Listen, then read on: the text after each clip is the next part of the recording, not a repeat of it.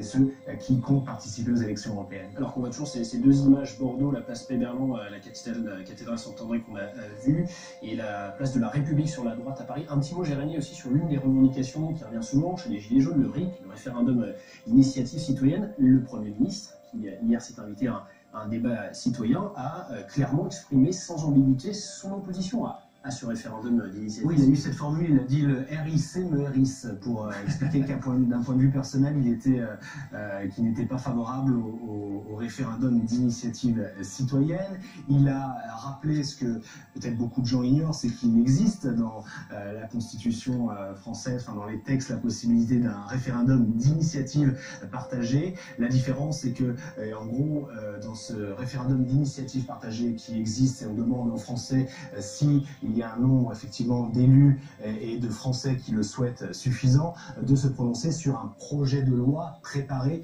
par des parlementaires. Or, le RIC tel qu'il est débattu ou défendu par de nombreux gilets jaunes, c'est de faire en sorte qu'on puisse consulter les Français sur des thèmes très différents, sans qu'il y ait forcément les parlementaires qui soient consultés. Il suffirait qu'il y ait suffisamment de Français pour le souhaiter, pour qu'on puisse organiser un référendum. Après, le fait de donner la parole aux Français est quelque chose évidemment qui va dans le bon sens. Après, le diable est dans les détails.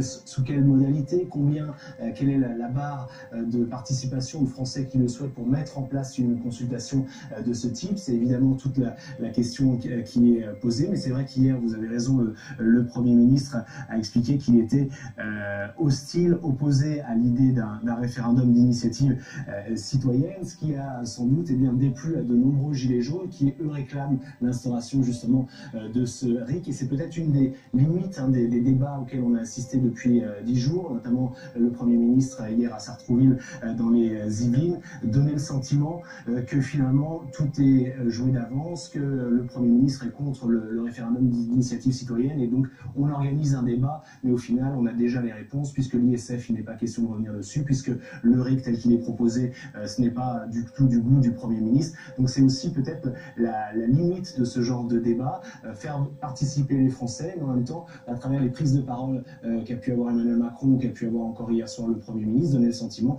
que finalement on demande aux Français de donner leur avis, mais qu'on n'en tiendra peut-être pas forcément compte, puisqu'on a le sentiment parfois que les réponses sont déjà apportées par le gouvernement, à la fois sur l'ISF par exemple, sur le retour de l'impôt sur la fortune, ou sur l'établissement d'un référendum d'initiative citoyenne. Fin de mobilisation, en tout cas fin de journée de mobilisation pour ce 11e samedi de ce mouvement Gilets jaunes. Vous voyez cette image de Bordeaux, les manifestants sont face aux forces de l'ordre. Et cette image de Paris à droite de votre écran, c'est la place de la République qui doit accueillir cette nuit jaune à partir de maintenant jusque tard dans la soirée. D'autres manifestants sont encore place de la Bastille où l'on vous retrouve, Loïc Besson.